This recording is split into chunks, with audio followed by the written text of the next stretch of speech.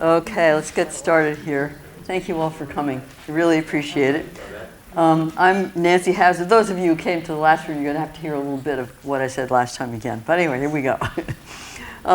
So I'm Nancy Hazard. I'm with Greening Greenfield, and Greening Greenfield's mission is to work towards sustainability, which we define, or which is defined as the sweet spot where environmental justice, economic vitality, and environmental quality are all addressed at the same time. And so everything we do that has to do with climate and biodiversity and all the other things we do, they all have to meet that criteria. So before we go too far, I want to introduce you to some of the other Greening Greenfield members who are here tonight who are helping out. Edie Heineman was at the front door and welcomed you. And then at the back where the registration table is, maybe wave your hand, is Mary Westervelt, and Judy Draper is behind her. And then over here in the Greening Greenfield World table is Sarah Brown Anson. So, thank you. I also want to introduce you to Janet Masucci over here, who's our videographer par excellence, and I want to thank her for filming this event. And we will send you the link after the event, and we urge you to watch it again or send it on to friends that you have. So our schedule this evening, I'm going to talk for actually about almost 10 minutes. Hope that doesn't bore you too much. About the Mass Save program, the history itself, and our goal for the work. Then after that, I'll introduce the speakers, and they'll talk for 30 to 40 minutes collectively, and there will be lots of time for questions and answers. So if someone will speak, then you can ask clarifying questions, then the next person, and then we'll have a bigger Q&A at the end. So there we go. So in Massachusetts, about 40% of the carbon emissions are created by buildings, and so that's why we're focusing on buildings tonight. Mass Save was established in 2008. Actually, when I looked this up, I was a little surprised. It was interesting. To help the Commonwealth achieve the climate goals by reducing use of electricity, gas, oil, and propane. It's a utility-run program, and the program's funding comes from us. We all pay an energy efficiency fee on our gas and electric bills to cover the cost. So there's no other funding other than ourselves, and then it's bundled together and given back to us if you ask for it. So don't be shy. So Mass Save offers a range of energy efficiency services for residents and commercial customers.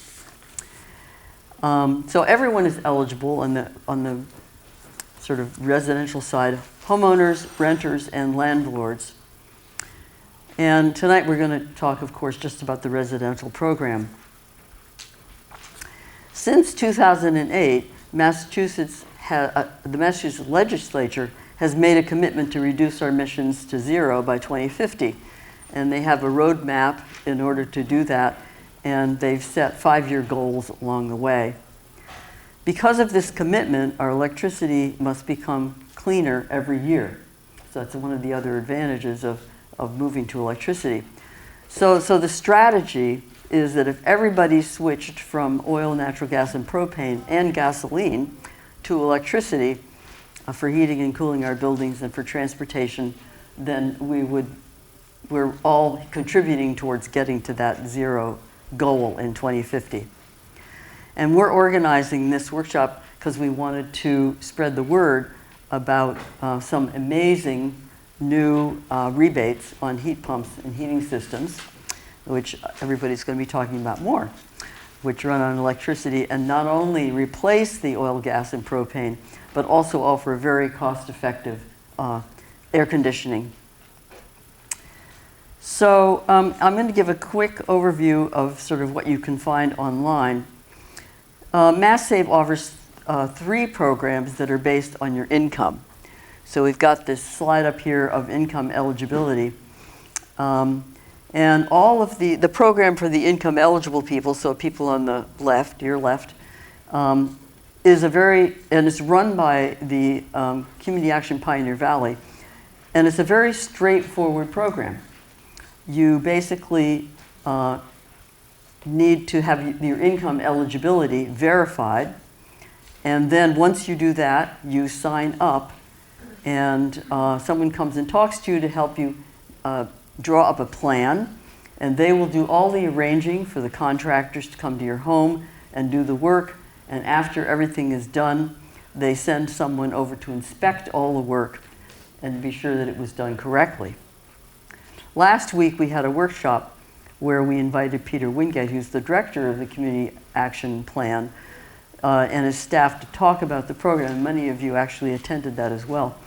And as you know, we videotaped that, so you can watch that one also and move that on once it's completed. Today we're focusing on everyone who is not income eligible. And the process in order to go through that is much more complicated than the income eligible one.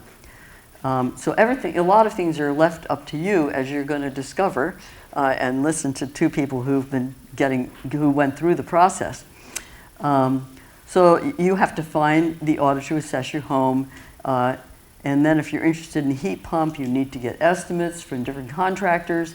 You need to decide who you want to work with, what's a good deal, and you need to deal with all of the ins and outs of financing. If you're a renter, you can get some light bulbs and some water, whatever, aerators, but obviously you're going to have to convince your landlord to engage with the program. But one of the things that's interesting about that is that if you're income eligible, you can actually, let's say you live in a two-family home and the owner lives in half and you live in the other half. If you're income eligible, that means that 50% of the renters, of the occupants of that home are income eligible, and Community Action will come in and deal with the entire building at no cost to the landlord. So again, if it's a four-family, and by the way, this program that we're talking about is between 1 and 4 family homes, then two of the apartments have to have people in them that are income eligible. But that's an amazing deal for the landlord and for yourself. This is just a sampling of, I find looking things up on the website at MassSave is kind of daunting. I just have a hard time finding things, and sometimes I find something one day and then I go back and I can't ever find it again. It's really frustrating. So anyway, I thought I'd just show you a few things here. This is just a list of some of the rebates that they offer, and you can find this kind of stuff on. Oh, one of the other rebates that actually is not listed here, which I think is pretty cool, is they give you a rebate if you want to purchase some electric lawn equipment. And electric lawn equipment is incredibly polluting. So changing to an electric lawnmower or one of those weed whacker thingies or whatever, those are all eligible. In order to get started and to get an audit, you have two ways of doing that. You can call MassSave, and people keep telling me, oh, I've called MassSave and no one returns my call. There is another way of doing it. You can go through, as it says here, you choose a local home performance contractor. And how do you find those? Well, you can go on the MassSave website and go through, and you'll eventually find a place where you can click on it that will tell you who the home performance contractors are. So these are companies that have been vetted by MassSave and approved to do the audit. If you Google MassSave, what you'll find is that there's a long list of home performance contractors, and up in the upper right-hand corner it says sponsor, and then it lists the company. And if you go, those are the home performance contractors who want your business. So they come up first. And then if you have to look through, sometimes 4 or 5 down, in order to even find the MassSave website, it kind of gets buried underneath all of those home performance contractors.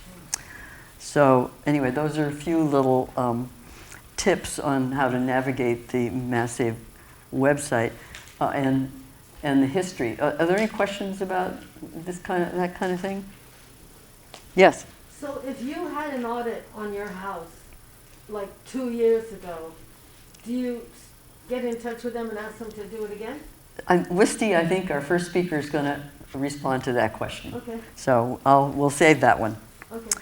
Okay, so tonight we've asked Wisty Rohrbach and Travis Drury to share their experience in working with Mass Save in order to get heat pumps.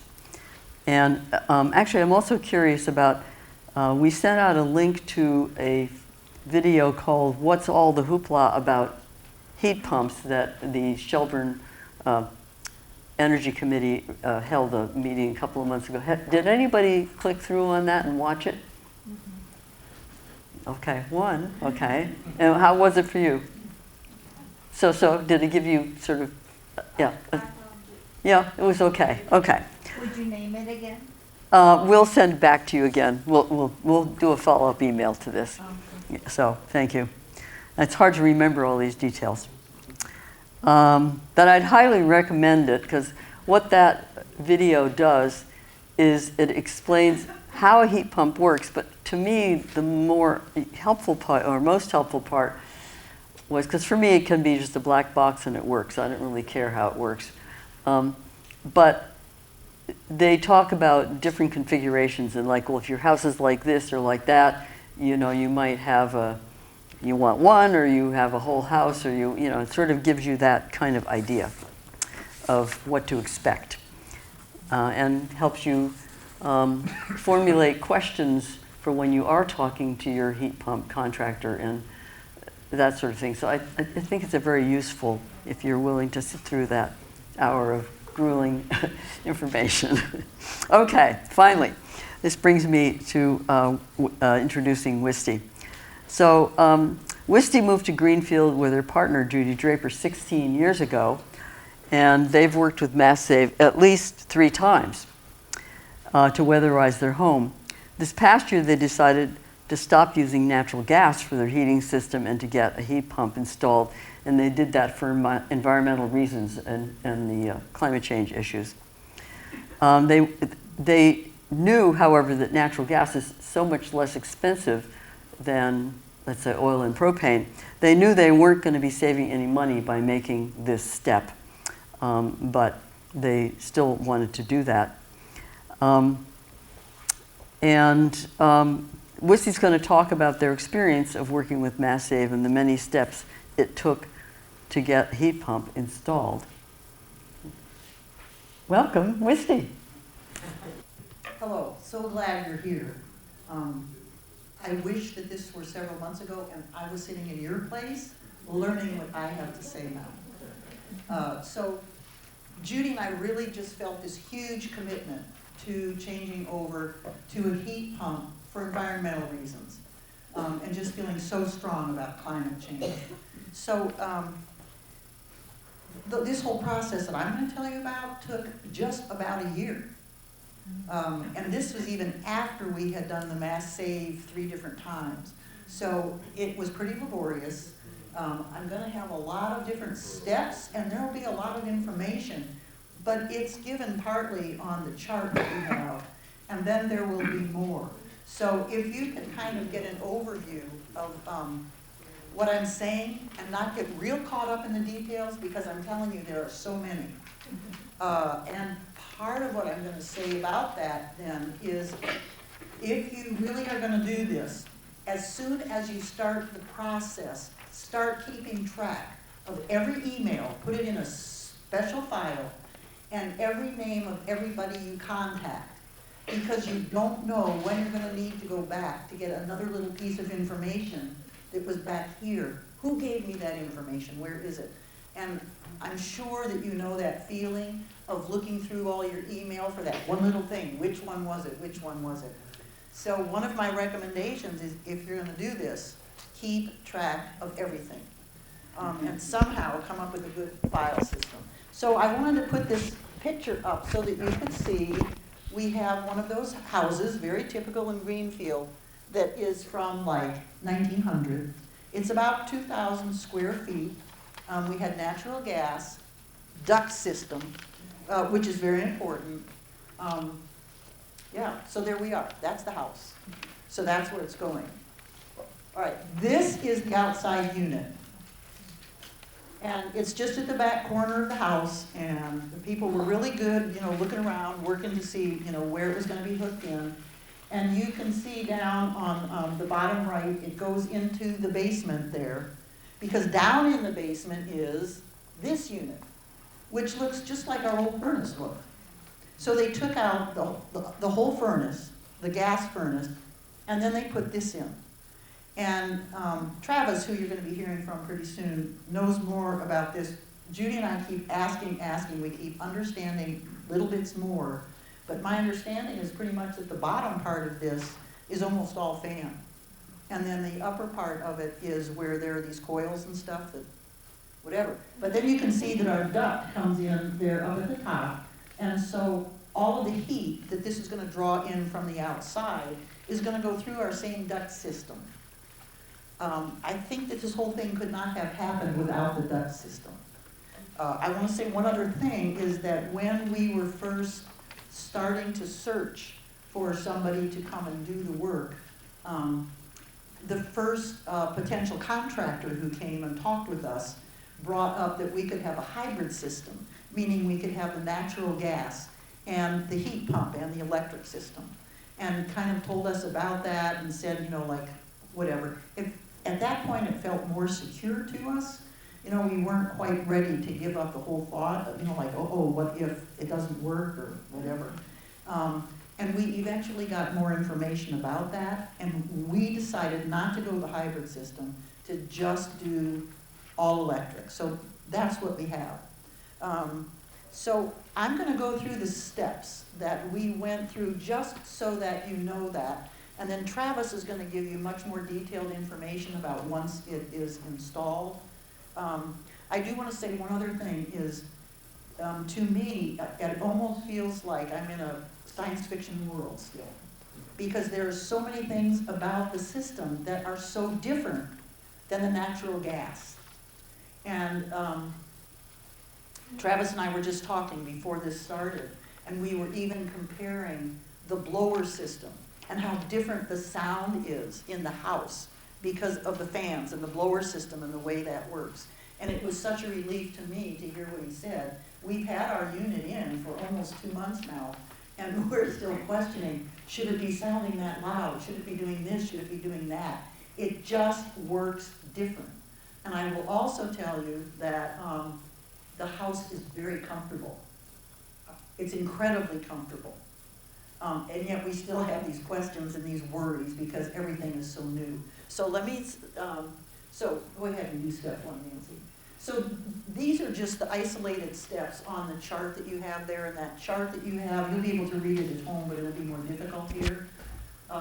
The biggest, so with Mass Save, we started years ago, and you know, whatever they suggested, we would do. And then we would have more questions and bring them in, whatever they suggested, we would do.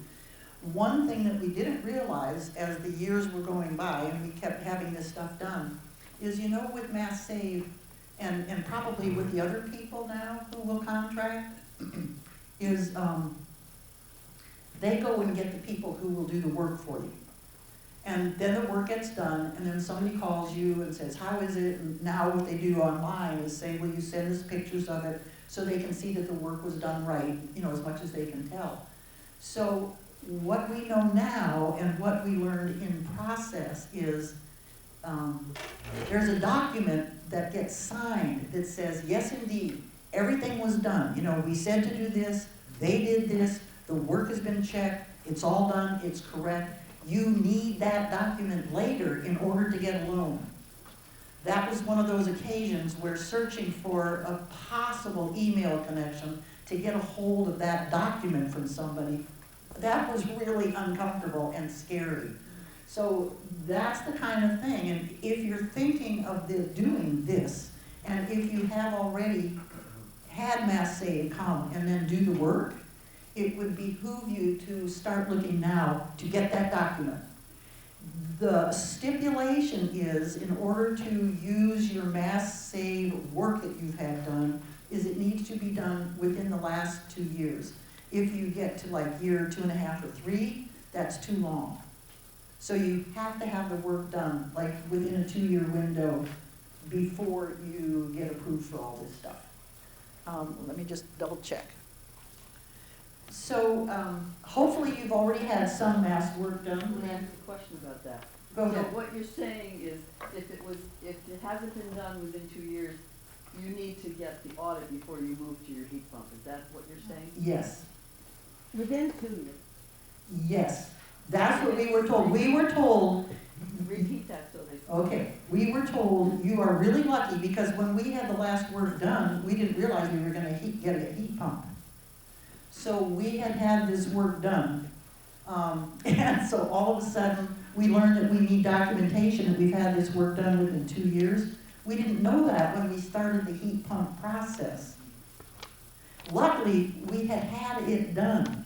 And so we were just within a window of a couple months, and it would have been more than 2 years. So it was like, oh my goodness. So we had a lot of lucky things happen like that we were so naive about the process. And, yeah. Just curious, the that you had done, is that just the assessment, or is that following through with all the recommendations to completion? Following through with everything to completion. So you had to complete their recommendations in order to qualify for the heat pump? Yes. Okay. In fact, without that documentation, we would have gotten stopped. You know, even the contractor probably wouldn't have proceeded with us. In fact, well, it's in one of the later steps, like around step 4, and I'll mention this again. But here, we're sitting in our dining room, meeting with the company who we think we're gonna contract with, and the person's telling us this and that and the other thing, telling us about the loan and all the steps we have to go through on getting a loan and stuff. And at that point, he says something about the documentation. So had we not been able to get a hold of that documentation and to find the person who knew where it was, everything would have been stopped. And it took months to get to the point, and maybe, I don't know if you've done this, but once you start looking for a contractor, you have to think of who you might want, and then you have to get on the schedule. And that schedule was like 3 or 4 months out. That's why the whole thing took like a year. So anyway, all those steps are written right here for you. So I'm telling you, sort of wait. So I really, on this first thing where it says mass save, the biggest thing I'm focused on is that documentation. You have to do all the work that they say, and you have to get it approved, and you have to get that documentation. And this is on insulating and doing the things to Right. prep for it. This is before you even get the contractor for the heat pump itself. So Bingo. all the air sealing and insulation that they, Yes, yeah. exactly. Yeah.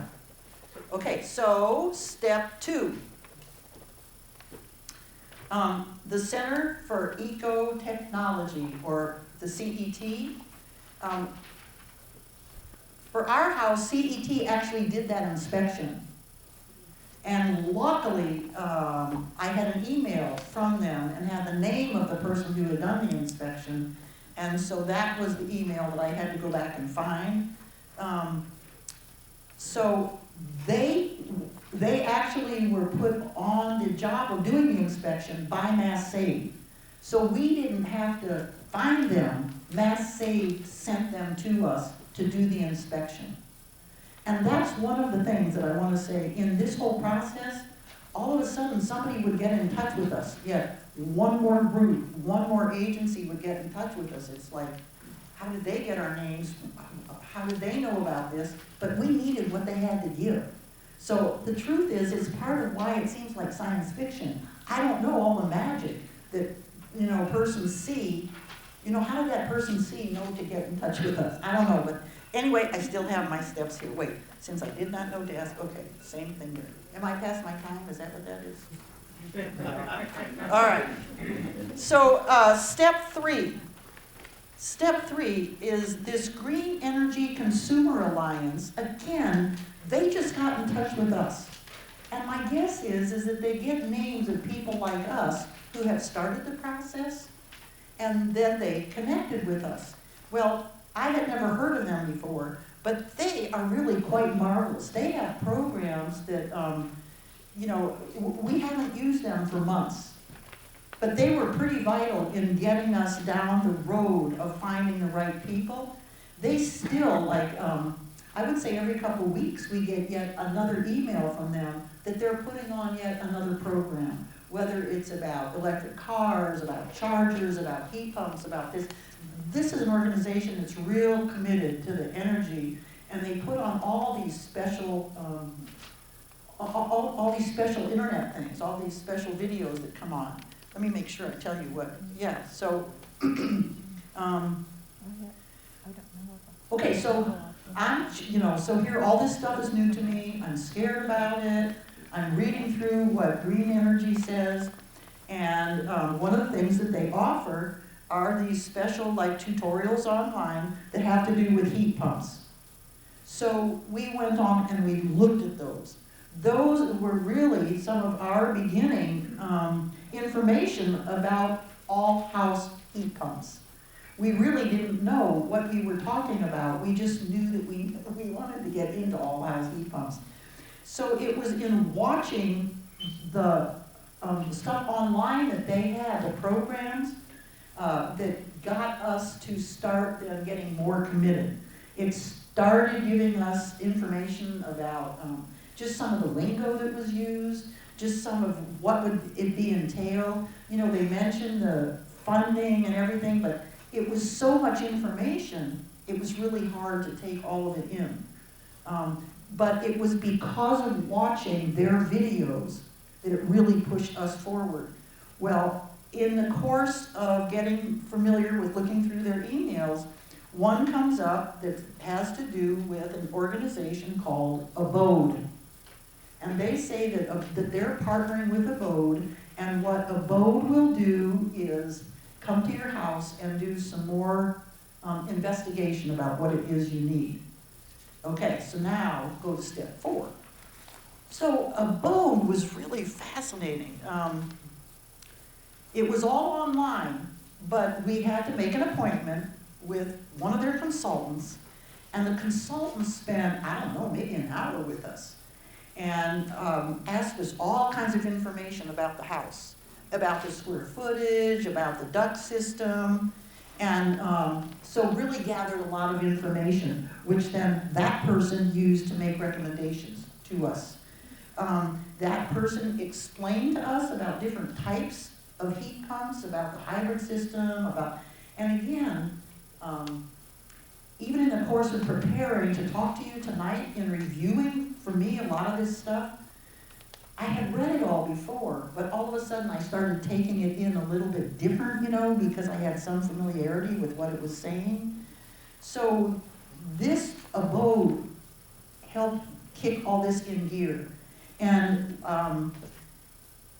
Abode went through and with this information wrote down this very specific technical information saying this is the size heat pump that you would need. These are, and it was all the technical information, or a lot of it. You know, like this is what you would be telling the contractor you want, so that they have an idea of what you're talking about. And they also said, here are numerous brands of heat pumps that are well known and that are known to be good performers. And one of the things that we learned from them is that different contractors are typically aligned with specific heat pumps, heat pump brands. So that when you are talking to a contractor, this one might be really invested in, or committed to putting in Mitsubishi. This one might be really interested in putting in a different brand or a different brand. So that was really an interesting thing, but I do want to say this to you. That information was really useful to us having a sense of what we needed, and at least I felt educated when I was then reaching out to the different contractors, because what they do is they give a recommendation of contractors in your geographic area. But those have been contractors that have been approved or something already too. So they've been through some kind of a vetting system. But then it's up to you to go through and to make appointments and to make decisions about who you're going to choose and what kind of system they're going to put in. Okay, so one of the things that several despite having all this technical information, which was really helpful, somebody else said, any contractor should come in and they should virtually do the same thing. They should know specifically in their own terms what you need so that they would know what they're working with on your house. So even though Abode did that and it was so extremely helpful, the contractors also needed to do that, which is indeed what happened. Okay, so we have this list of contractors, so I just start calling. And also emailing, would you be available, blah, blah, blah. And one of the things that was interesting and kind of disappointing is in there, I was asking kind of like for a Mitsubishi or a this or a that, because that's what Abode had recommended. And some of the contractors would write back and say, we don't do Mitsubishi, and the end of that, didn't even pursue it. Okay, so you have to go and find a contractor, and that's just kind of a grueling process that you have to go through. All right, so we found a contractor, and who is Alpine. So now I'm on step 6, and our contractor it's like Alpine is the company that we worked with, and then they contracted with the people who were the installers. Alpine, and I don't know if all contractors help to this extent, but Nancy will be sending out, I asked Alpine if I could send you some of the emails that they sent to us, because one of the services that Alpine did was they really walked us through the financial steps. And Alpine said, this is what's going to happen. We're going to meet with you, which they did. Somebody came to our house and spent, I don't know, maybe an hour and a half, 2 hours, looking through the house, looking at the size of the ducts, looking, just doing a real thorough job, and then talking with us about what they were going to recommend. And then talk to us about saying, here's going to be the process. One of the things that Alpine did, and you'll get a document, you'll get this document that you'll see, and it's too much to review tonight and listen, but it's like, first you have to do this step. You have to apply for a heat loan. And once you do that, then we'll set up, an appointment. Well, one of the things too is altogether, and we were going to need both our heat pump and we were going to need some electric work on our electric panel to be able to have sufficient service to make sure, like we would have been okay, but it would have used every ounce of our electricity. If there was anything else we wanted, like perhaps a car charger, or we dry our clothes on lines and stuff. We don't have a clothes dryer. If we wanted to put in a clothes dryer, we wouldn't be able to put in a clothes dryer. So anyway, we had an upgrade to our electric system. So the whole thing for us was going to be, with the electric stuff, $24,000. And then we were going to get that rebate, $10,000. And then, when we signed up, we were talking to the contractor. In order for the contractor to agree to start, we had to put a down payment down of half of the money. So we had to put a down payment down for $10,000. Well, we really scrimp and save all the time.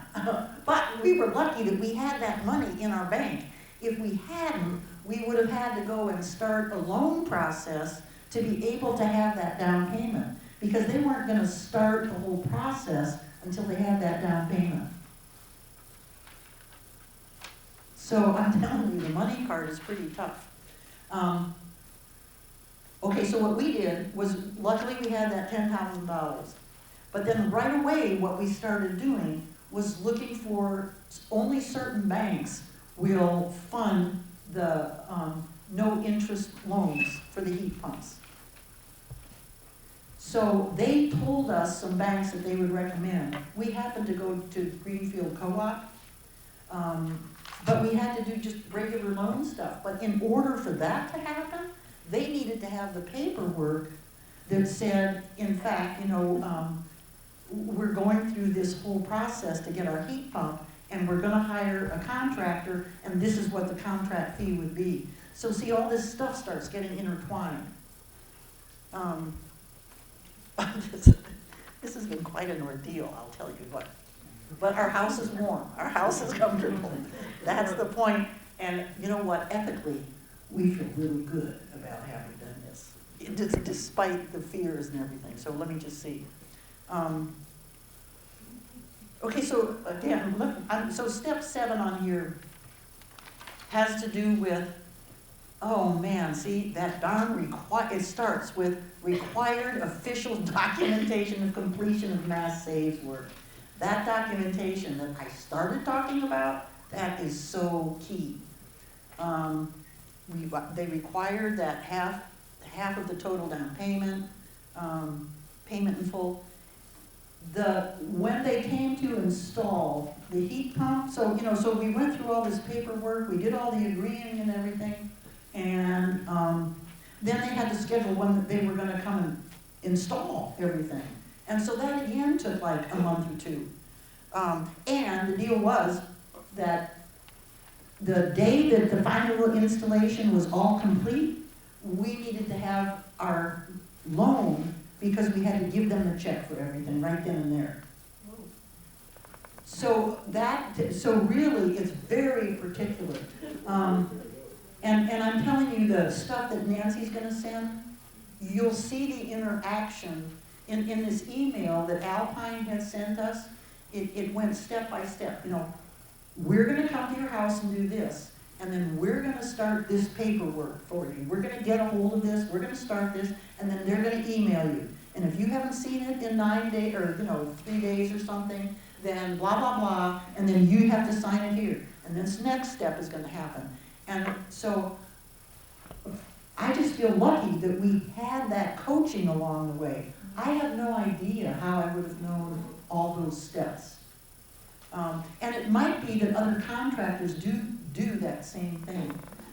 So we got our heat pump, and it was done, it was installed, and it started functioning the Thursday or Friday before our temperatures went down to -21. And we thought, in fact, we were over at Peter's house, I think. We thought, oh my God, what is going to be happening at our house tonight? Are we gonna be okay? We didn't know, and we were pretty scared. We walked in the front door, and it felt warm and toasty. And so we were so relieved and so thrilled. So we had that test by fire right away. So that's kind of the process. Again, read through this information that Nancy and Greening Greenfield are going to send, because it will have that step by step. And for me, it would have been, in retrospect, I didn't even know to be scared about it because I didn't even know we were going to have to do it. But if I were in your shoes, I would look at it so I was prepared to kind of know. So I am going to tell you that we've had a bit of a glitch, and I'm going to tell you about it because ethically I think I need to. And because these heat pumps, they're so new and so different. When the Alpine guy James came to our house and spent this hour and a half or 2 hours, he was saying that because of all the difficulties, we've had after the pandemic and getting supplies and stuff, Alpine typically would service and install Mitsubishi, which is what we really wanted, and it has a fantastic reputation. And they were not available. And they said instead that they had another brand that they thought was kind of like equivalent to Mitsubishi, and it was not as familiar in this country, and it's called a Green. Well, we have since had some difficulty with it, and they're still working on figuring out the difficulty and what that is. And it seems like this close, and somebody from not the company, because it's made in China, actually. The big company, you know, that is overseeing the sales of that tree is gonna be coming to our house with our installers on Thursday so that we can get more information and they can figure it out. But it apparently has to do with the amount of refrigerant that's in the unit, and it's very, very particular, so that it's like, in these units, they're so advanced, and they're so modern, and they're so technologically involved, that it's like, things are so precise.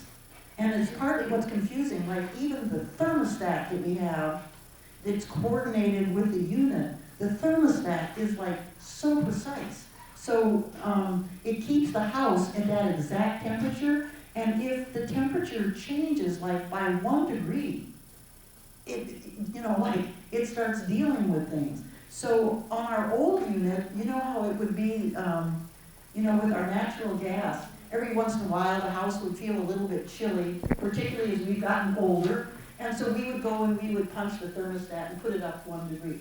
It's like you don't mess with these things that way. You don't mess with them that way.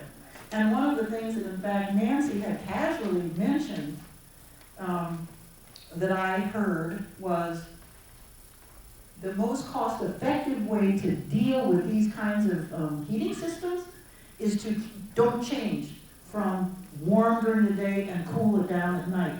Because the energy that it takes to go from the cooler nighttime temperature up to the daytime, they really work hard to do that. And it makes it more expensive than if you just keep it steady. There's so much to learn. Luckily, Travis is going to have a lot of that kind of good information for you. So, Where's Steve? yes. It's your neighbor, Al. Yeah, hi Al, I thought that was you. Just, I wanted to describe a couple of quick things that are seem to be very different. I'm having a heat pump installed in about 2 weeks. I went to a neighbor and asked him who installed yours. He told me. I then called that local contractor. It's actually an oil company, not the one here in Greenfield. And the contractor came to my house, did all the measurements, said what kind of unit, what kind of BTUs it should be, they wanted to do a Mitsubishi and so forth. And then they told me call Mass Save because you have to do blah, blah, blah. I called Mass Save and they said, no, you're not doing, everything you just described is a whole system, whole house system. I'm just doing a single mini split. And Mass Save said, you don't have to call us. And the contractor called me back and said, you don't have to call Mass Save. We will install it. We will give you the information that you need to get the federal and state credits, but you don't need Mass Save at all. Has anybody else experienced that? Because I'm not using Mass Save. Yeah, that's the home performance contractor I was talking about. Right, but there's no Mass Save in this equation. Well, they're the one, they give you the money. I can tell you that much. No, I'm not asking them for money. Oh, you're not? Okay. I need the state rebate and I need the federal rebate, which are now different starting since January. And I don't think people necessarily, Nancy, need Mass Save. It's an interesting perspective. I guess it just depends on whether you want that $10,000 rebate, and if you think you're going to get that level of rebate from those other people, go for it. No, I'm sorry, the 10,000 rebate is standard whole house. That's correct. I'm not a whole house. A lot of people get it. And Mass Save will only give you $2,500 if you're a partial house. But okay, well let's move on, and then we're going to have a lot more question and answer at the back. We can't ask, do you have a local installer, or did they come from out of state? No, they're all in state. Alpine is down in Hadley, and then the installers are, like one of the guys lives in Amherst, like that. I'm not sure where the other, but they're all, if you want to call Amherst local, pretty local. Yeah, no, that's I can. Yeah. So one thing about what Al is kind of mentioning, and I think my time is maybe up. So after this whole thing is installed, then right away, again, inspectors come and inspectors are asking. And even though I haven't been working directly with Mass Saves through any of this whole process, Mass Save, somebody that's connected with, and it's kind of down here at the very, very bottom of the 7, this thing that's called MAHT loan, and that says clear result, but they're kind of through Mass Save. But they're all of a sudden sending stuff like, okay, so sign this thing that says you've done this, and you're gonna,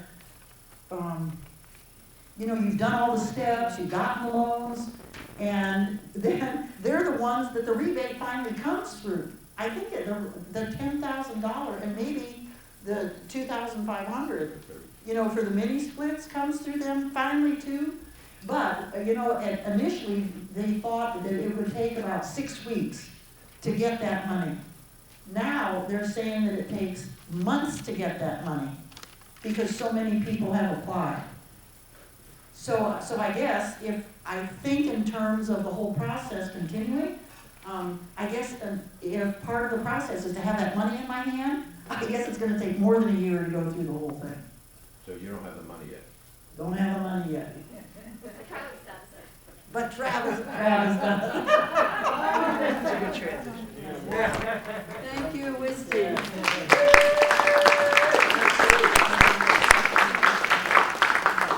So much, Wisty. That's quite a travel and an experience that you've had. So Travis is going to be speaking next. Travis Drury and his wife, Sarah Brown Anson, they moved to Greenfield and bought a home about 2 years ago.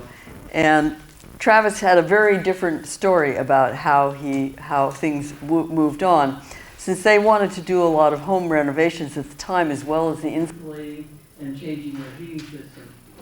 So they started before the process of before the $10,000 rebate was announced, and so they really had a different thing. So Travis is a water quality scientist, and he acted as his own contractor. And he pulled Mass Save in where it was financially advantageous.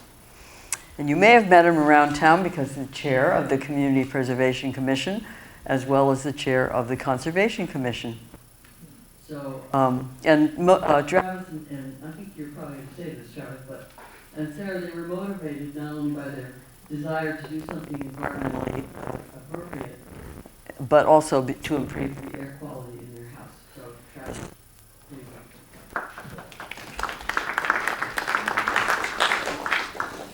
All right, thank you. Yeah, I guess I'll just start by saying that this process might be a little bit different, partially because of when we started. Like Nancy said, we started before the 10,000 rebate for a whole house heat pump was even announced. We didn't even know that was going to happen. And so I think we were kind of ahead of the game. So there wasn't all this backlog with all the contractors. But yeah, that was our house that you just saw there. Heating oil to heat pump, and that's our 120-year-old house, built 1902 in Greenfield. Excuse me. Yes. When did the $10,000 appear to people? I'll get to when the 10,000 came up in my presentation, actually. So here's a little background on what our house was before. As I said, it's 120 years old. We had an oil furnace with forced hot air, and I'll just say that when we moved into the house, the oil furnace kind of smelled like burning oil when it was on, which it's not supposed to do, even after we had it serviced. So that kind of gets into the air quality stuff. We did have vents, our forced hot air vents downstairs and in the bathroom upstairs, but we also had 2 bedrooms that only had electric baseboard heaters in them. And in the summer, during the heat waves, the only thing we had was this small little window air conditioner that we put in one window in our house. So another reason for doing this for us was to get the air conditioning in the summer. Climate change, it's going to get hotter, there's going to be more heat waves, and we're in it for the long haul, so we wanted the air conditioning. And we also did already have a decent amount of insulation in our attics and our outer walls in our house. A previous owner had insulated those at some point as well. So that was a good start. So this is kind of an overview of the whole timeline. I'm going to go through some of these steps step by step, but basically from 2020, August 2020 is when we bought our house, and then April 2022 is when we got our rebate check. So we did get that $10,000 check in the mail. I got it out of the envelope, and I felt like, Charlie and the Chocolate Factory, like, oh, I got a golden ticket here. But yeah, so September 2020, we did our home energy assessment, and this was before we even knew we wanted a heat pump. We just wanted, better insulation, and we just bought this house and figured we might as well get whatever we can. And at that time, they were offering totally free insulation and draft sealing, so that's what we got in January of 2021. And then we started thinking about heat pumps, and started gathering quotes July through October 2021, then November 2021 through January. We were finalizing the plans for exactly what we wanted to do, and we were waiting for our oil tank to run out of oil and then switch it over like right then, so we weren't wasting any oil that we already had. January 2022, applied and received the heat loan. Immediately before February 2022, that's when our heat pump was installed, along with the heat pump hot water heater, which isn't necessary for the project, but we needed it, and I'll get to that in a second. So then late February, I did a bunch of insulating of our ducts in our basement myself, which was fairly cheap, but very time consuming, I'll say. And then March 2022, applied for the rebate. April, got the rebate. So it only took us like a month to get the rebate, but I think now things are a lot slower. And then now I'm analyzing 1 full year of data, which I'm a data nerd and I do data stuff for work, so I was very excited to do that. So yeah, this is just a look at, this was our old forced hot air oil furnace. I think it was installed in like 1983 or something like that.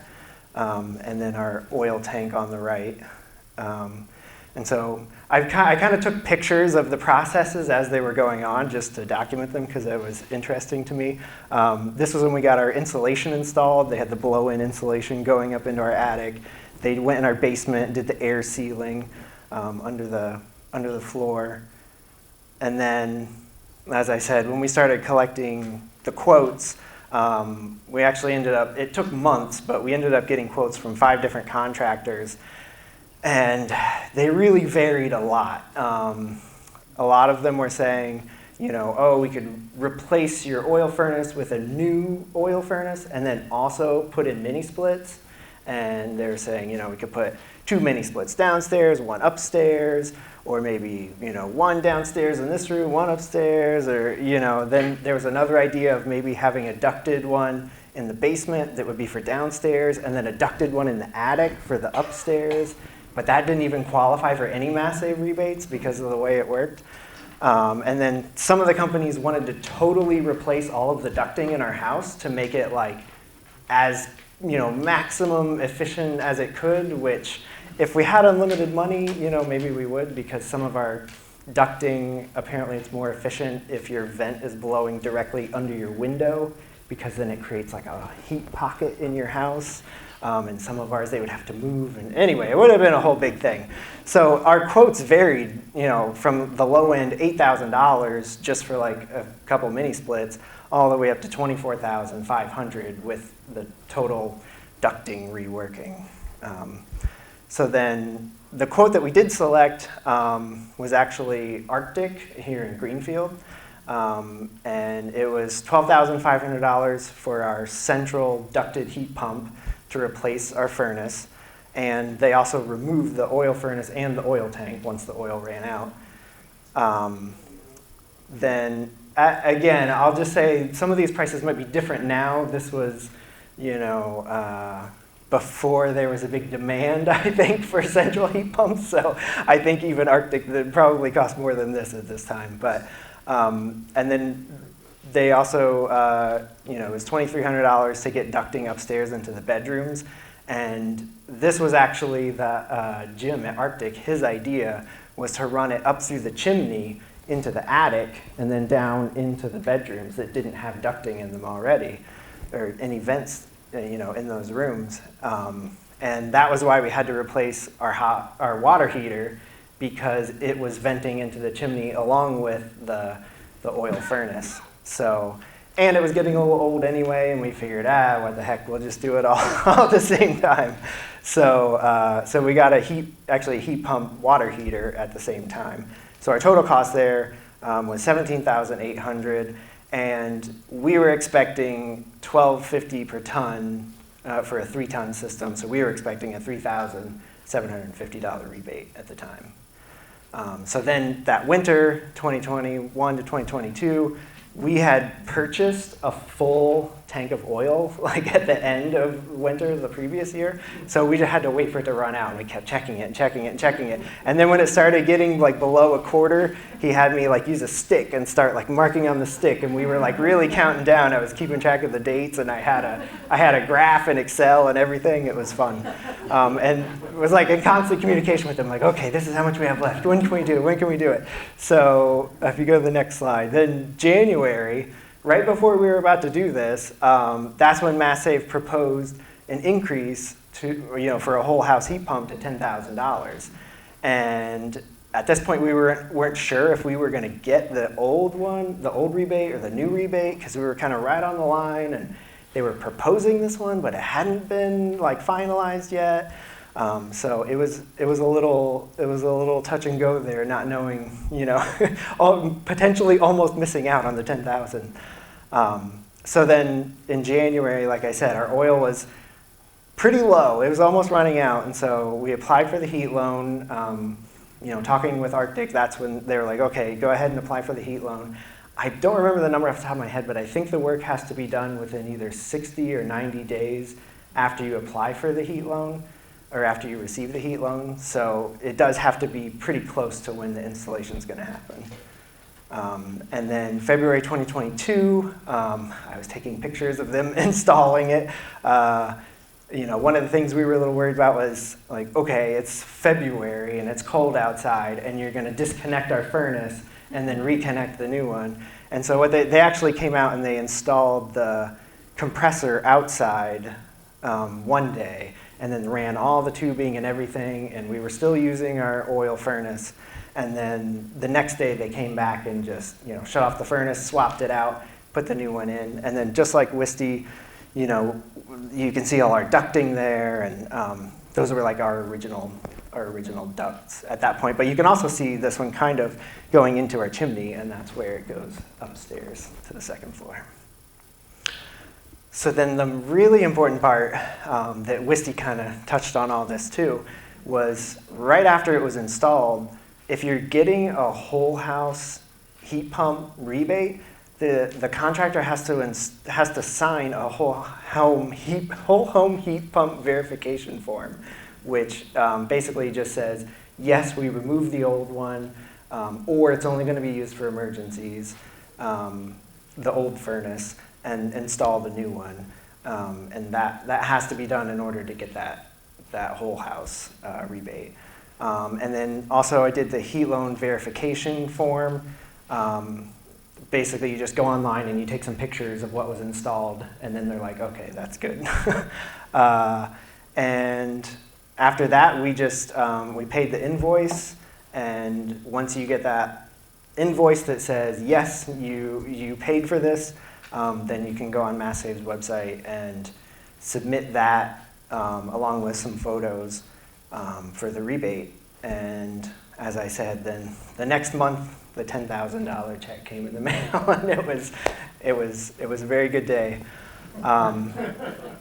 And also, like I said, so you can have, like a contractor could, insulate all of your ducting and everything, and I will say it is a lot of work.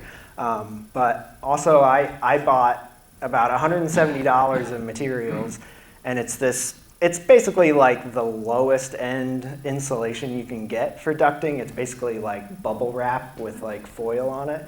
But you can get like really intense insulation too. But I went through and insulated all of our ducting in the basement. And then you can go to the next slide. Does the air for the upstairs go through the chimney? Is it lined? Yeah, so the question was the air for upstairs going through the chimney. What there is in the chimney is a flexible, like one of those flexible So it's lined things. with a flexible piece. Yeah, there's a flexible duct going up through it, and then what they did was they plugged above where that is to outside with a whole bunch of insulation, so there's no cold air coming down through the chimney. Does rain come down through it? No, we have a cap. That was another, I forgot to mention that on here, but we did get a cap put on our chimney too, and that was a completely different contractor, you know, So to if do you were that. getting the roof redone, you could get your chimney eliminated above the roof? Yeah, we could get it removed. I mean, we have a slate roof, and the slate roof guy said it could last another 100 years, so I'm hoping to not have to do that, but yeah. Okay, so a year later, that brings us, oh, we have a question I here. got a question. With this setup, the way you insulated your ductwork, what do you get for heat in the cellar? So, Does it take away from the heat? yeah. So the question is, how do we get heat in the cellar?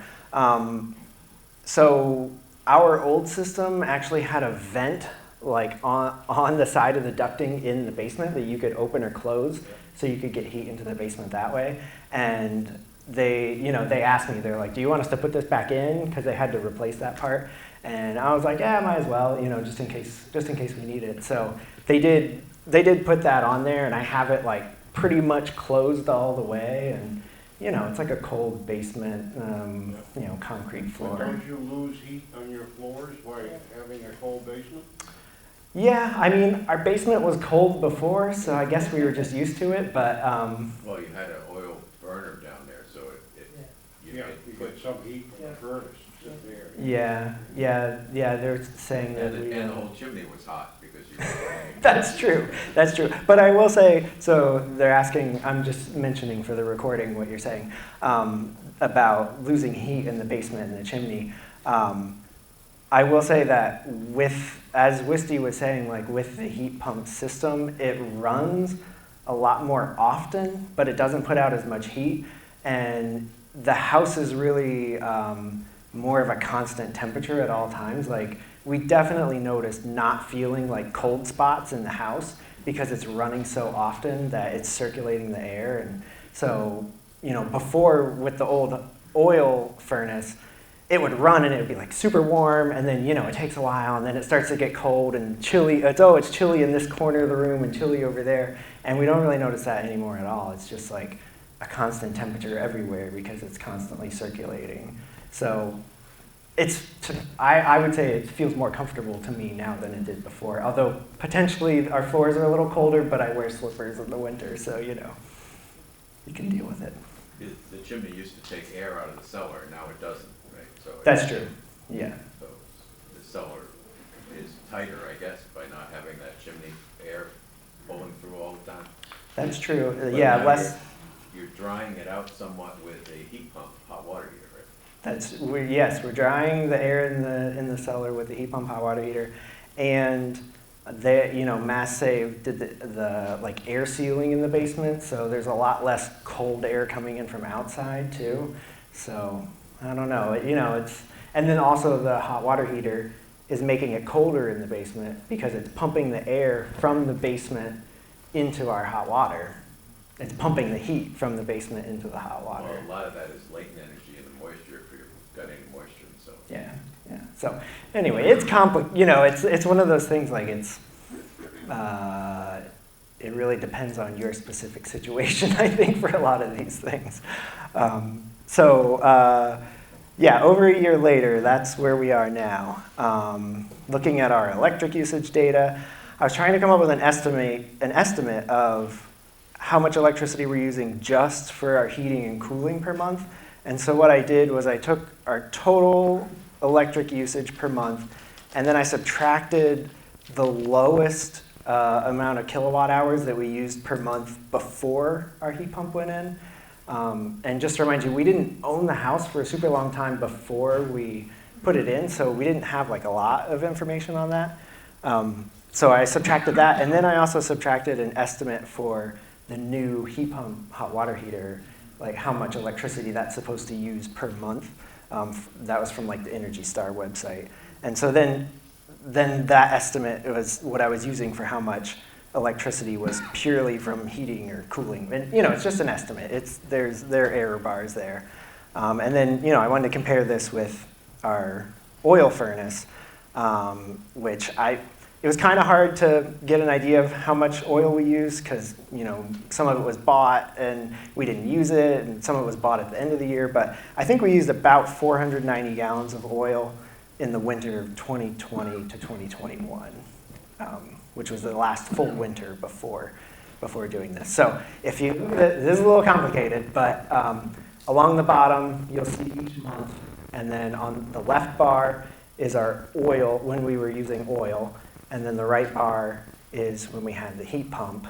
And the red is our electric usage that's not heating and cooling. The yellow is our gas, because our water heater before was natural gas. And so that went down. And then you have the blue, which is, this is all cost in dollars. So the blue is heating and cooling, oil versus heat pump. And so one of the things you'll notice at first is like, well, wait a minute, it looks like we paid more for the heat pump, like through the winter. But if you go to the next slide, so it ended up that, 2020 to 2021 when we were on oil versus when we used the heat pump, we actually did pay a little more that month, or that year, for our heating costs and total utilities. But if you go to the next slide. So if you remember, when we were buying that oil was $1.79 to $2.54 per gallon. That's what I got from our receipts. So that oil was very cheap compared to what the oil was this year. And then, it's also another gray area because our electric rates in Greenfield, with the Greenfield Light and Power, the electric rates didn't go up like a lot of people's did. So it's kind of comparing apples and oranges, and it'd be nice to have like 10 years of data on oil and then 10 years of data on heat pump, but I don't have that. So right here, you can see this was average oil prices that I found, on the Massachusetts state website through this past winter. So using those numbers, I did the graph again, and this is the same amount of electricity usage, the same amount of oil, just with those different oil prices from 2020 to this winter. And you can see the oil was a lot more expensive. And I'll also note, in the summer, there is a little bump there in the summer where we're using our heat pump for electricity, but it was only about $160 total for the whole year for like the air conditioning for the whole summer. So it wasn't very much. So if you go to the next slide, so using those numbers for the heating oil, then the estimate is we saved about $1,000 on heating costs. So it's one of those things that it's kind of hard to say if you're going to save money, if you're going to spend a little extra. It all depends on what the electricity rates do. If you're on oil, what the oil rates do, or natural gas. It's really hard to tell. But as Nancy was saying, and like Wisty, one of the big reasons for us was the carbon emissions. So I estimated, those same graphs again, but estimating this time, instead of cost, how much carbon dioxide is produced for heating oil, natural gas, or the electricity production.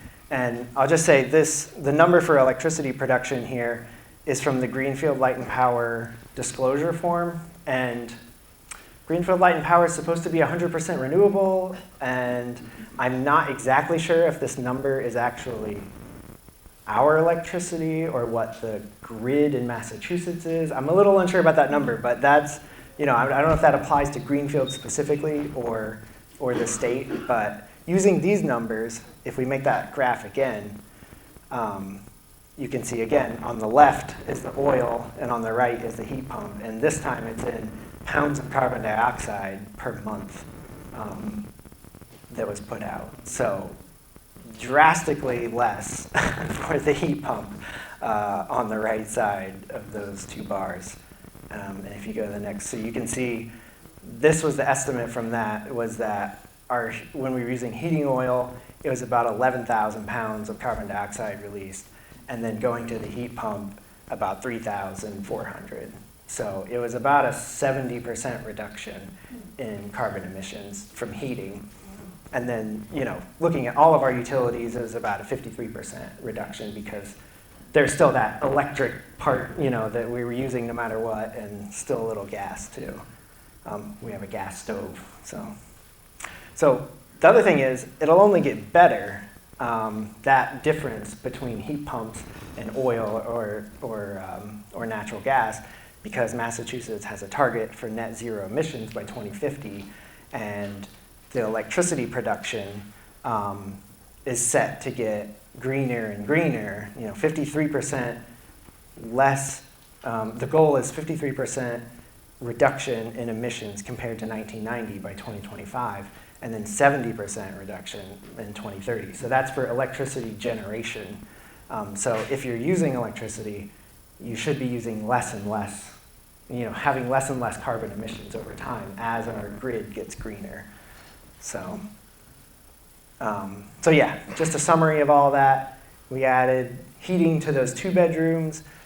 We added cooling to the whole house, which definitely makes our house a lot more comfortable, and more evenly heated and cooled, as I was saying before. And it was a huge estimated carbon emissions reduction.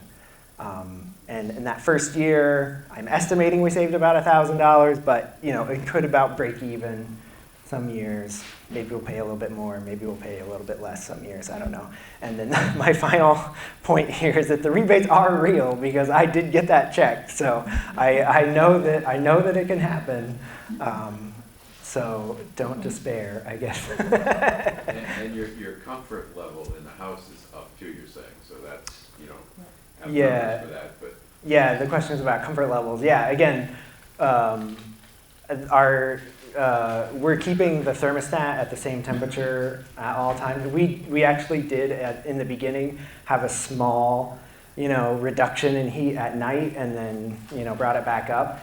But it's definitely, I think it is more efficient keeping it at one temperature, and so we're just keeping it at one temperature. And like I said, for the heating, the air that comes out, like, it almost feels cool if you just put your hand over it. It feels like cool air, but it's just because it's like barely heating your house, just like a little bit, just keeping it right at that same level. So, there's not like a big heat wave and then a cold front coming through your house, is what it feels like. And there's a question over here. So there's a whole big thermostat system that's got to be put in somewhere, right? To keep things as evenly as you're talking about? Yeah, so basically all that we did was, for the thermostat was the question, we had an older electronic thermostat, and they just replaced it with, a fancier one that can run with the heat pumps. And there are systems you can get where there are thermostats throughout your house, or you could have zone heating, and it gets very complicated, but ours is just a straight, one thermostat, set it to one temperature. I will say, if you want to get really into the fiddling with things, a lot of times with vents, you can get dampers in your vents where you can kind of partially close off a vent and to a room, and then if maybe one room's getting more heat than another one, you could partially close that one off, and then maybe it's more evenly heated overall. So I don't know. I've been playing with that sort of thing because I think it's fun. I've been working on balancing it, because right now you just have one thermostat. So yeah. Yeah, we've done some balancing, and part of that was to upstairs. We were getting a lot of, because it's upstairs and heat rises, I wanted less air going to the vents upstairs. I beg to differ. Heat does not rise. Okay. It radiates, but it hot radiates. air convects, so it's a different. Yeah. And hot air rises. It sounds, hot air rises. How about that? Yeah, another question. And just another thing, you must be really happy to have the big oil tank out, and the safety and your air cleaner in the whole house? Yeah, definitely good to have the oil tank out. I actually, after this was done, I kind of totally reworked our basement, and we have storage there now, and I think at one point there was like oil leaking out of that previously, and so we don't have to worry about that anymore. And then when they removed our oil tank, they removed the pipe to outside and insulated that hole so that there wasn't cold air coming in, and so that there's not a pipe so that someone accidentally adds oil to it, because I saw a news story about that where someone still had the pipe but no oil tank, and it accidentally got oil in it and filled their basement. So didn't want that to happen. Yeah. We have a 200-year-old house. Mm-hmm. We do not have ducts. There are 6 fireplaces that are not usable as fireplaces. So they are basically, just sending heat, even though they're blocked, not blocked hugely well. Both Wisty and you had ducts already. Yeah. In a situation like ours, we would have to add a complete duct system, is that right?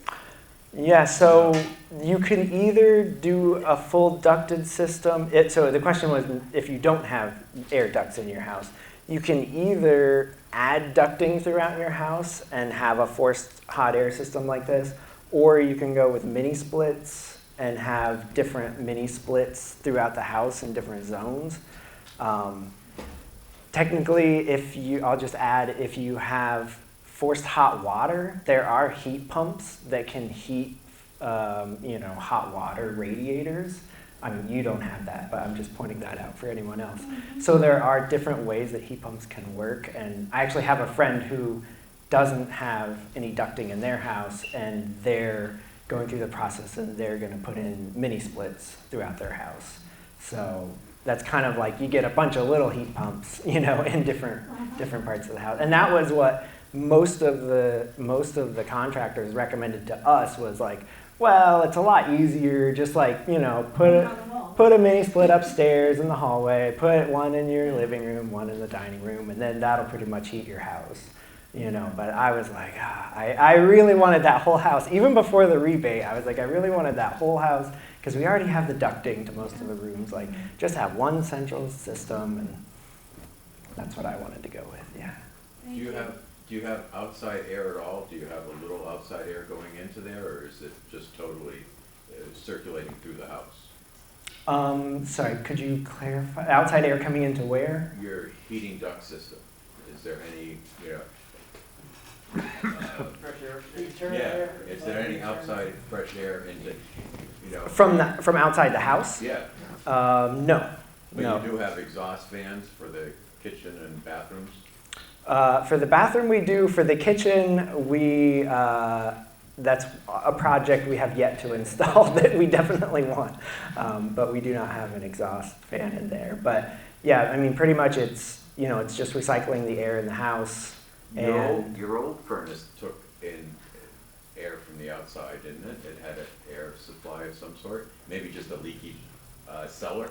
I mean, maybe the leaky cellar was an outside air source, but other than that, there wasn't anything where air was coming in from outside. But Travis, what are those big fans doing that are outside? So the question is, what are the big fans doing outside? So the big fans are blowing air. Again, I'm not an engineer, and I'm not an HVAC expert, but basically the big fans are blowing air across these coils outside, and then those coils are, there's a compressor out there, and those coils are heating liquid, and then it's pumping this liquid refrigerant into your house that's warmer now, and then it goes through other coils inside your house where the air is circulating through the house past those coils and picking up that heat. And then it goes back outside to get heated up again. And then in the summer, when you have the air conditioning, then it flips the other way, and it takes the heat from inside your house and pumps it outside. So did your old air furnace have a humidifier on it, or?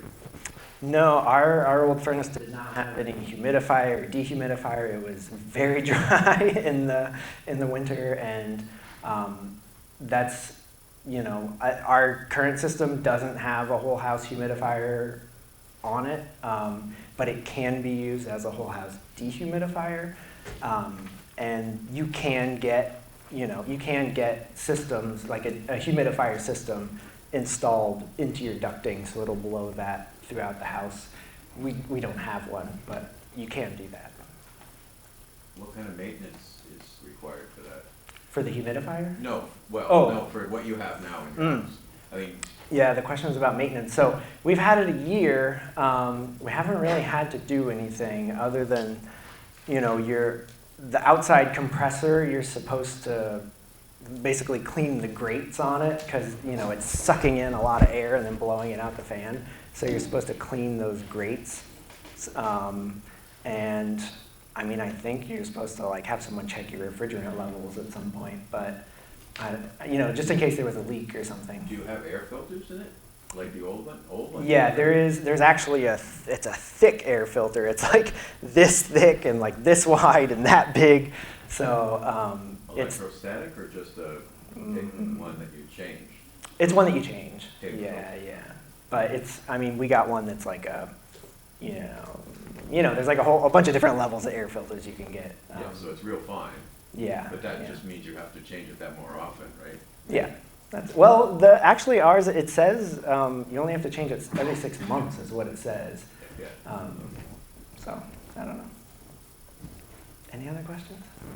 I'm happy to answer his questions all night, but if anyone else has Or questions. for Wisty, if you have other questions for her,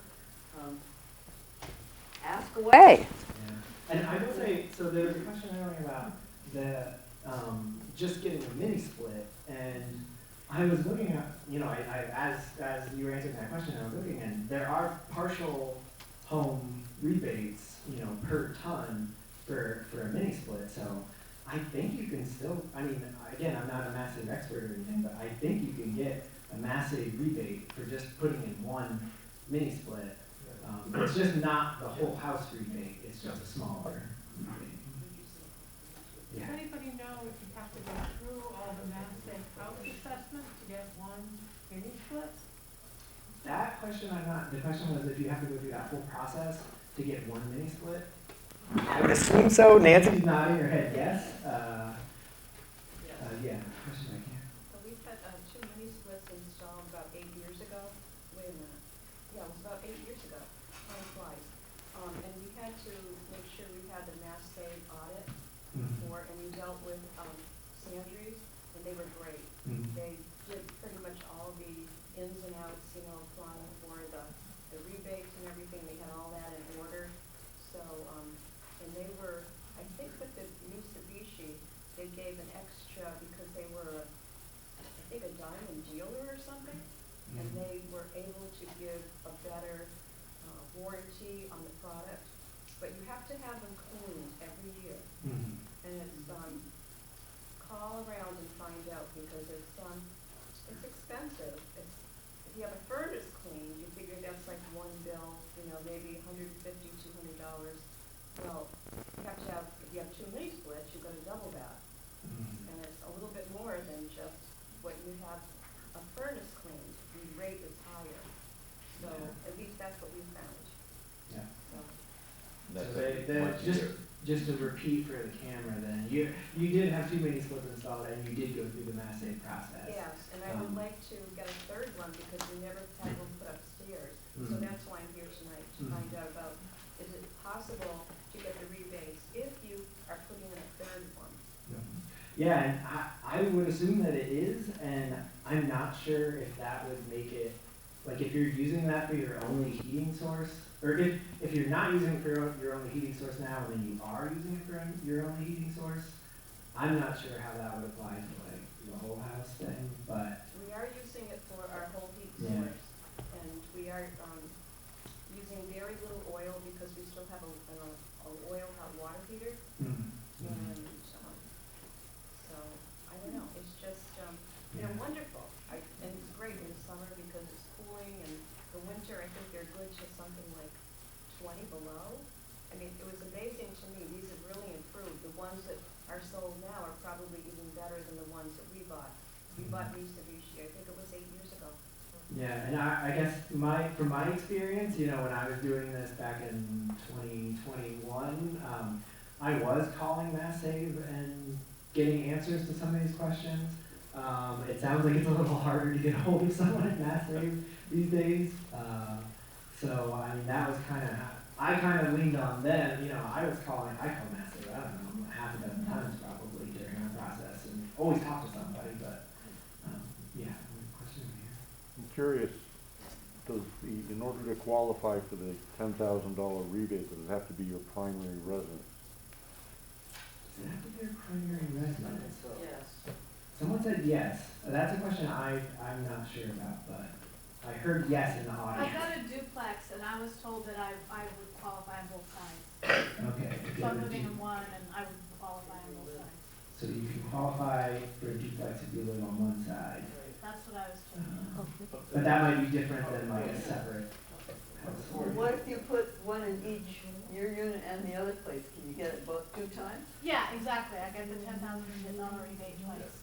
And Great. 2 loans. Thank you. I got a question on that rebate with Mass Save.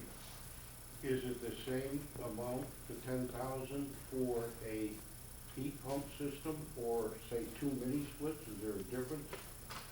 What's the difference? I think it can only be up to the total cost of the system getting installed. So if your 2 mini splits happen to be $9,000 to install them, then I think you'd only get $9,000. But they do qualify without being the whole house heat? They qualify for the whole house only if you're using them as your primary heating source.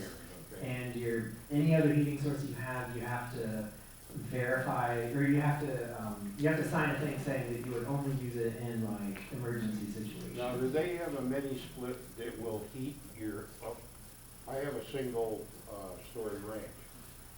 Do they have a mini split that will heat that cellar and cool it and upstairs together as one, or do you have to have 2 different types? Do you know that? So the question was about having a heat pump upstairs and heating your cellar. I mean, where the heat pump is where the air blows out. So if you wanted to have one heating in your cellar, I think you'd have to have another head. You have a head, but you can't get them? Is that available? Or if there were there are Yes. ducted mini splits So, too. so there's options. You could have Yeah. one outside unit with multiple heads, Yeah, 2, 3, 4, whatever. right. But you could also have a air handler in the cellar that would do the first floor, and you could have an opening in the cellar that would do the cellar, right? Yeah. So there's so you would just There's a variation Yeah. to match whatever. Yeah, of course there is. Yeah, I have a scheduled energy audit next month. Should I start the process for calling contractors, or should I wait? Yeah, so the question was, energy audit coming up, start the process for contractors.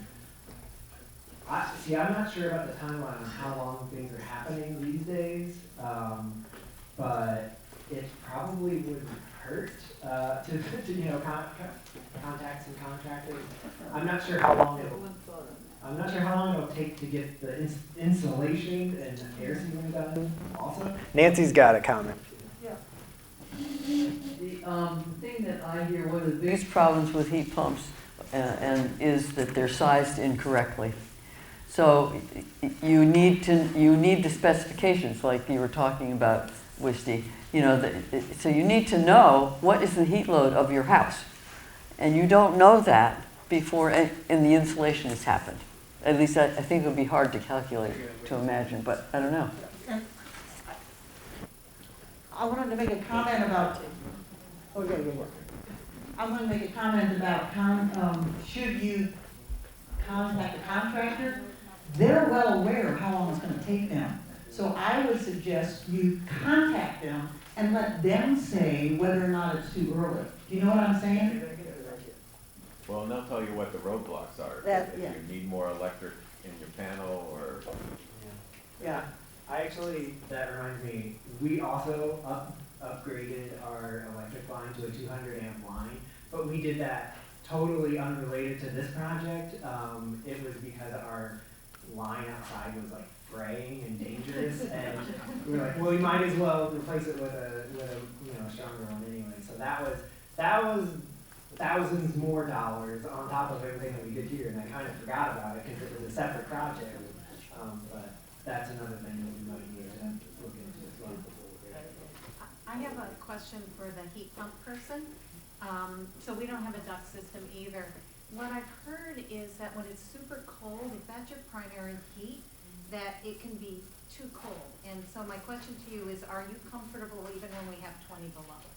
I think this year, we didn't have a really cold winter, so we didn't have to turn on the oil, which we only use as backup. Yeah. Maybe one day for oil. Last year, it was maybe a week or two. And my husband likes the oil because he feels that it's coming from the floor through the baseboard.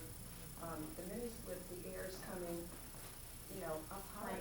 Right. So we have to make sure the vents are geared. And everybody's different. I don't like the vents blowing right on me, especially if it's right in the dining room and I'm sitting at the table.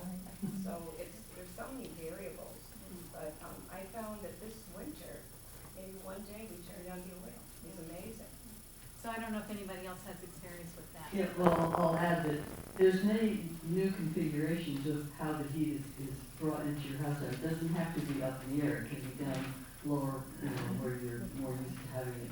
Maybe a little more So sense. the mini splits at a lower level. You mean? That's correct. Yeah, there's different models now. There's small models and they're on down.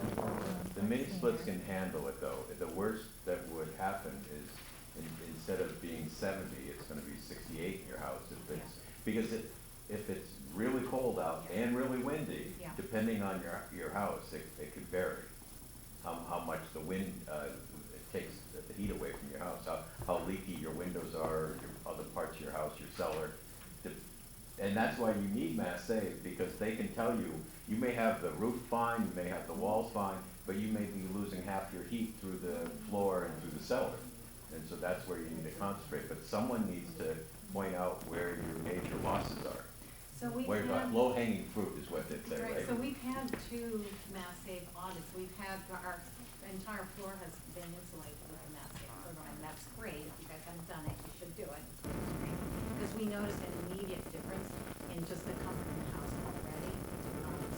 But we're looking to we're looking for a different primary heat source. And I'm just getting mixed information about the mini splits as your primary heat source.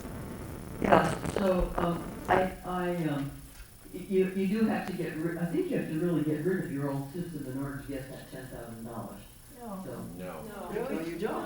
Okay. You have to sign like a little check an affidavit box, basically, saying that you won't use it. That you won't use it. Unless it's for service Yeah. or. Emergency. I mean, I'm curious how many of you You have, hot water distribution systems?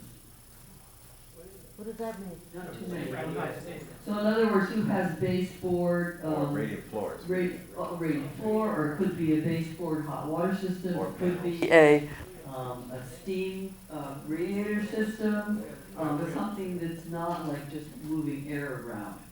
And so answer that question, yes. So that's what I have, and I have a heat pump that they're going to be putting in. They're just starting. I had to upgrade the electrical because there wasn't enough electric service, so it was a 200 amp new electric service added to the 2 100 amps we already had. So, but now the next step is happening. Now we have all radiant floors, so the heat pump going to water will do heating, but it won't do any air conditioning. You can't cool the floors because they'd end up condensing and wet unless you're really careful. So they're going to put some units and parts of it that will be like the mini splits but it's not truly a mini split. It's a high wall air handler, but it looks exactly like that mini split. You have the remote control, but that will add heat and it will also cool in the summer, which will switch. Well, as Travis mentioned, and you're mentioning also, that they do have mini splits that go from air to water, to make hot water, so that you can, but they are tricky, and Matt, I know you've been researching this, and so if you wanted to talk and just say a few words about what you've been learning about them, because I have a radiant floor system, and I've been hesitating to do anything. because it's like, There's just not that much information out there. I haven't even started looking for contractors, but here's Matt. Well, just before this, my contractors, I thought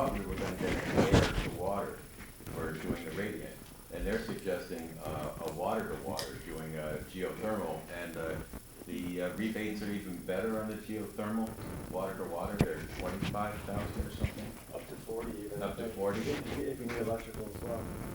Yeah, yeah. Well, is that if you're low income, or is that in all? I'm not 100% sure, but I believe it's low income only. Right, but yes, so that's low income only, but it's 25, there's others, and I think it does include electric, and you can get zero interest loans, so. No, I'd love to hear more about your story. I think I was here last week for the last one. I heard you speaking as well, and you had some interesting thoughts. I come from a high performance building, green building world of things with a focus on renewable energy and electrical. But I also have my hand in a number of things. And you know, everything was so much simpler when it was just, oh, well, we got these mini splits and they're fantastic. You have an outdoor unit, an indoor unit, or maybe a couple indoor units, and it solves all your problems. But as we've heard tonight with the different stories, which are fantastic, there's lots of different options, configurations. Every house is different. And my mind comes to the thought that maybe like 15, 20 years ago, a lot of folks were upgrading their heating systems when the high performance European products were coming to the US, maybe a Daris or a Beastman. Well, that was a failure, but Nesting boilers? Really? The gas-fired units and oil-fired units, and everybody said, oh, this is great, super efficient, we're saving all this fuel, we're still burning it, but we're saving it. Some of the lower mass units only take up some wall space. We can do hot water heating as well. If we wanted to, we could really shut them down in the summertime and not have as much problems as a high mass boiler trying to be shut down for summertime reduction. And everyone thought, well, these are great. These are fantastic. They're expensive, but we're getting some rebates. And we can have all this amazing hydronic heating. We've got the PEX tubing in the floor, or the panels on the wall, or the baseboards, and it's super comfortable. I've heard a number of people say a lot of folks don't necessarily enjoy having something blown on us. And I've suffered with allergies my whole life, and I know other folks, the more turbulence we have in our living space, the more likelihood that there's that little bit of pet dander that's getting caught up in your nostrils more than you'd like, or the dust bunnies. Of course, I should vacuum more too. So anyway, I just got to get the humidifier in there to keep the dust down. So I've got a property I'm working on now that has one of these gas-fired, high-performance, low-mass boilers doing domestic hot water and domestic space heating through radiant baseboards. Fantastic performing system. Again, it was one of those things that was going to be the best of the best at the time, and maybe it's the last system you ever buy, but here we are, 12 years later, and well, actually the lifespan of that is 10 to 15 years, and what are we going to do now? So I've really been looking at the options for air to water, and of course it's the same situation as 15, 20 years ago. There's all kinds of exciting things in Europe and in Japan, and there's a few that are here, but it's not as mainstream here yet. So we've got all these homes out there that have these existing infrastructure for hydronics, and people got really used to the comfortable warm floors and the baseboard heat. So how do we use the heat pump technology to do that? So I've been looking into that, talking to Nancy. I've got friends in the industry, and then I also pick up the phone or the email and just talk to manufacturers whenever something comes up. And I've done a few national webinars too, trying to see what other communities have about information that we don't quite have yet. And the one development, I don't know if you saw my email today, but I did, again, the Mass Save website, love it, but there's always something you can't find and then you find it. So I think it was a few days ago, I found on the Mass Save website, they actually do have they have these qualification lists for equipment. The equipment that meets the qualifications to use this equipment in the program and receive the incentives. And I found this little link that said, here's the link to the air to water stuff over here. And I almost missed it, and I found it. And I think there were 6 manufacturers, and I think I've only heard of 3 or 4 of them. So I'm going to be looking at the others and hopefully having more to talk about with Nancy and some of the contractors too. But just trying to see what makes sense around here for a lot of folks.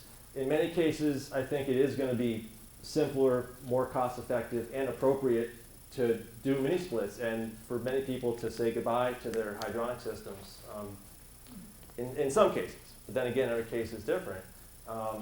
For my case, I'm going to do as much investigation as I can now. I think I have a little bit of window of time. I'm limping my heating system along now to the point where I think I can keep it going for another couple of years if I have to, and hopefully see what equipment evolves for that, to replace that equipment. There's a company in Westfield, Spacepack, that's one of the bigger national players, and they actually have a testing laboratory where they do trainings and stuff. So I'm trying to talk to as many of the local folks as I can in the industry to see if, to see who's installing their equipment, and maybe take a trip down there at some point and see what the equipment looks like in person. Because I'd love to see some of this hydronic stuff continue to be used as long as it makes sense, and that always means weighing the options. So. When you say that, so I've been part of helping people do heating for a long time. I'm not an installer. I'm a retired technician from the university, but it's the emitters. Whenever you have a flame, you have a lot of energy there. It's really easy to heat water, and so it's cheaper if you put in shorter baseboards and you heat the water to 180 or so. But then if you switch that to a lower heat, to a heat pump, do you have enough baseboard? You don't. Yeah, you only have a fraction of it. So that's the case-by-case situation. What he's saying is, if the traditional boiler was putting out hot water that was 180 degrees for your heating loops, or if you had a more modern one that was a lower mass, maybe it was closer to 140 degrees Fahrenheit or so. Can we get to those temperatures with the air-to-water equipment? I don't fully know yet. I'm still investigating that. And if we can't, do we have enough footage or linear feet of the hydronics to do the amount of volume heating we need? And in most cases, if it's already been 2, 3, 5 years since you had an energy audit and you're considering any of this, get on the list, do the energy audit again. If there's any chance that you need more insulation, do that, the air sealing, especially when the incentives are good. I know I'm going to be trying to take advantage of some more. I work with folks, as well as the house, the project I'm working with personally, it's only about 10-year-old property, pretty well super insulated, brick wall, not truly a double stud, but brick wall with a non-conductive interior stud, blown in upstairs, and fiberglass downstairs, but it all works really nice. A lot of solar gain, but again, everything's case by case. So there's no cookie cutter solution, and I think a lot of contractors might just want to come in and do the mini splits and say, well, you're probably good to go. But to do that real true heat loss calculation, get the energy audit, get the blower door testing. I even got myself an infrared camera, so I'm scoping stuff out for people, looking for air leaks and trying to find the real, even the smaller leaks that might have, in the past we might have just let go because again, you're going for the big fish, trying to solve the big problems, and then make it up with a little bit of extra BTU on the equipment. Well, now we're talking about heat pumps. It's kind of hard to stretch a little more BTU out of it without jumping to the next block size. So we're trying to make the buildings as efficient as possible and save as much money and energy going into the equipment investment. That's what you asked the question, can you use a heat pump with 140 degrees? The answer is yes, but it won't be as efficient. You won't get the total COP rated because that rating is when you're putting out like 100-degree water. So it will do it. Well, it just won't do we'll need to wrap up this conversation for sure. And thank you, Matt, for sharing that cutting edge stuff. And I know I'm one of the people who are waiting for better information. And Al, it's getting really late, so I think I'm going to cut off the questions at this point. Did I miss anything about the Inflation Reduction Act? I haven't heard that tonight. No, we're not talking about that tonight. We're talking about mass save. What? Yeah, and I hear you, but if you're putting something in, you can get a 30% installation credit from the government. period. Right. Yep, so maybe we need another meeting to talk about all that stuff. It's related to And anybody who it's, wants to do it. it hasn't been rolling out as fast as I hoped to, anyway, so that's where we're at. I do want to say that, two things, that Greening Greenfield, that both Travis and Wisty talked about how they had to have upfront cash and pay a bunch of money before they had the 0% interest loan. And the 0% interest loan can't cover that. I mean, just by definition, it can't cover that. So one of the things that Greening Greenfield has been thinking about is if there are people who can't afford that upfront cash, that maybe we would create a revolving loan fund to help people who are in that position. So just keep your ear to the ground, or come and talk to us.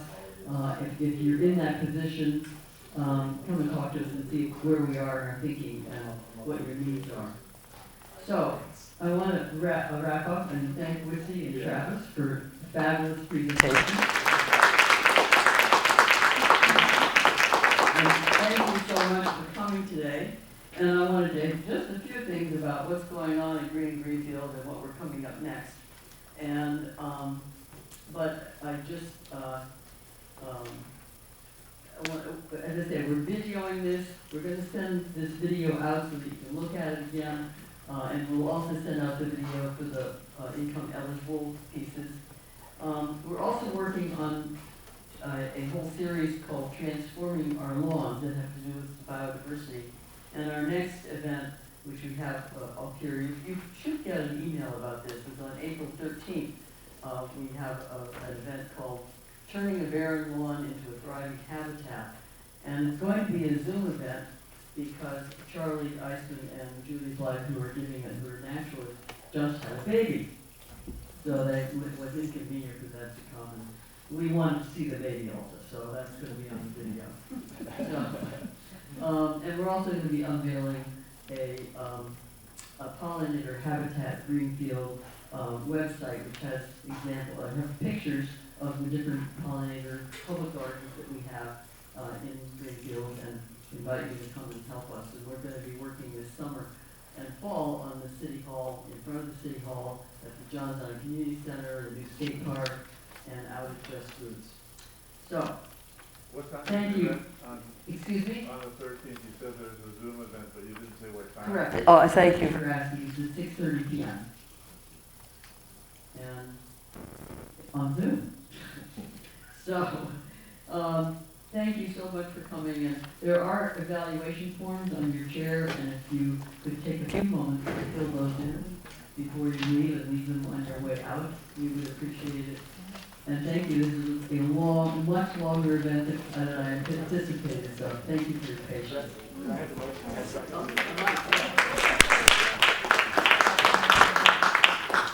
Just one more quick thought to leave you with in terms of the air-to-water heat pump idea. So as far as I know, most of us around here on residential electric rates, I don't think anyone has a time of use. But if you have friends or family somewhere else in the country and they're on time of use, meaning their rates change depending on the time of day, these radiant hydronic thoughts could become much more economical because storing that heat in water, think of it as thermal storage or a thermal battery. You could create that heat in that tank, whatever that vessel may be, or picture your water tank, with the heat pump when the rates are lower, and then when the rates are higher, you've already got the heat stored to use to heat your space. So in certain places in the country and in the world, this makes a lot more sense, and I think those are the areas we'll probably see the technology evolve a little bit quicker.